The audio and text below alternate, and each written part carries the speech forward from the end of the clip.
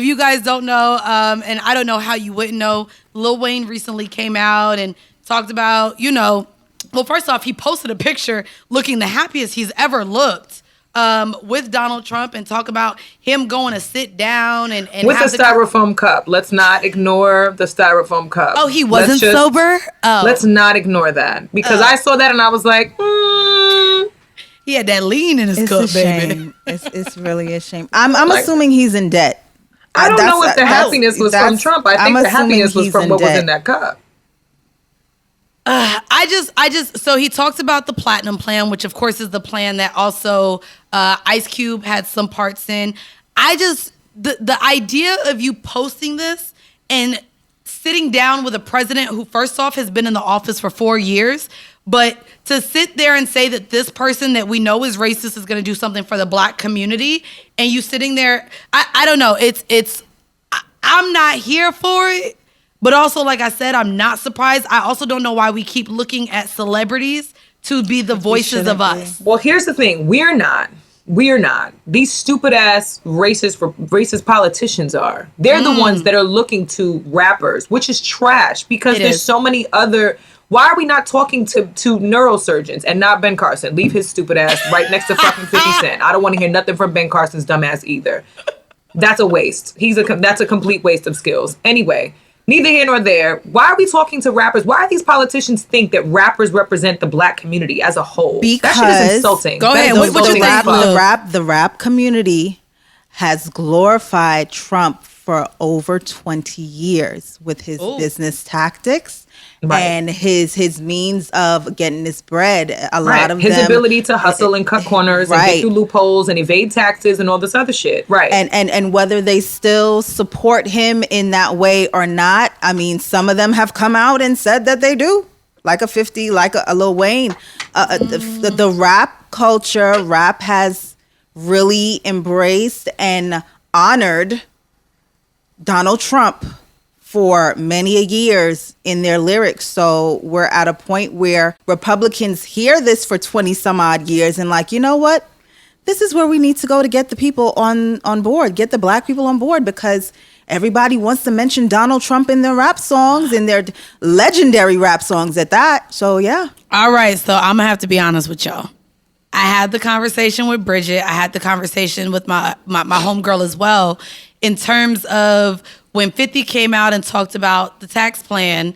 I did have a little second guess there, like a almost like, woo, am I doing the right thing? So as someone who's now seeing the money where I may be affected next year, I had to have the conversation, because a part of me did jump board and be selfish immediately and was like, oh shit, I don't want to pay more in taxes next year. And through having the conversations, and even I want to give a huge shout out. I think I shouted them out last episode with Ocho Cinco's take, but Crowder on I Am Athlete recently talked about the importance of voting with the mindset or with thoughts of everyone that you're connected to and surrounded with. Yep. And Crowder, shout out to him. He was like, listen, I make the money. I got $1 million contract. Yes, after taxes, I may only see 635, but the idea of the people that I know are struggling, them paying more taxes doesn't sit well with me. And so I had to have conversations with my mom, with, my friends, who was like, listen, it's not about you. Yes, you're getting into a bracket where this is going to affect you. But even in voting, you got to think about your family members. You got to think about your cousins, your friends, your daddy's side of the family. Y'all know that's how I roll. But there's different families, but no one in my family makes as much as me. And so really in going into this voting, I had to think about them. And I think that's the thing.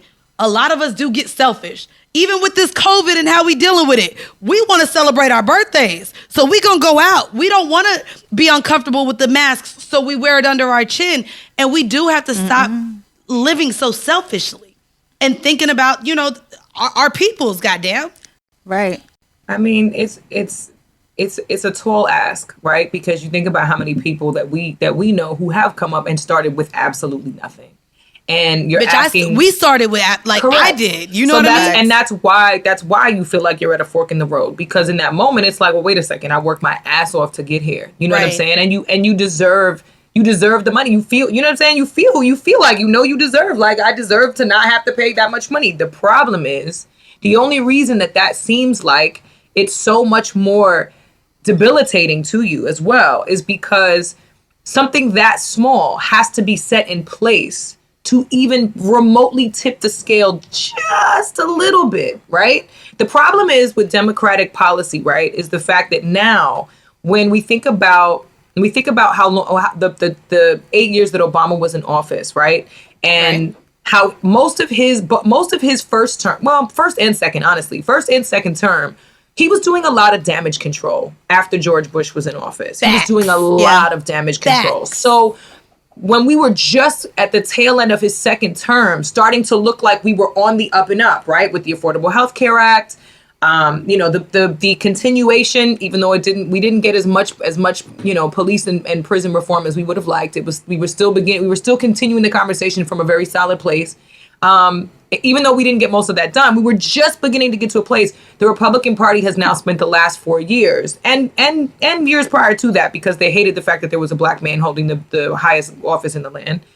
They were working really incredibly hard to make sure that throughout this Republican run, that they're going to undo and unravel and destroy all of the possible evening out and leveling out of wealth redistribution, right? And so that's why it feels now like the people in the middle are getting pinched, because at the end of the day, those are the only things that we can access right now, right?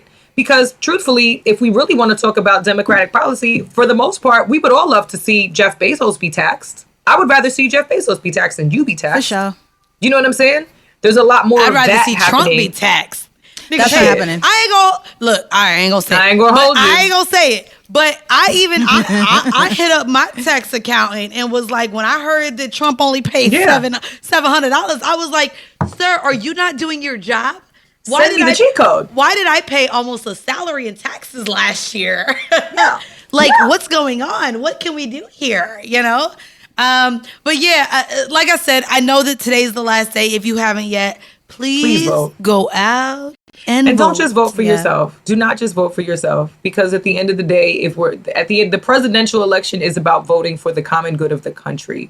When we talk about the things that individually we need, those are local office polls, those are primaries, those are different elections that have way more to do with our individual lives. This is the first year I did that. This is my first year voting locally. Our individual lives are affected community-wide with local legislation. At this point, where the presidential election is concerned, millions of lives are at stake now. So make sure you're voting according to what is in the common best interest of people that you love and that you're close to.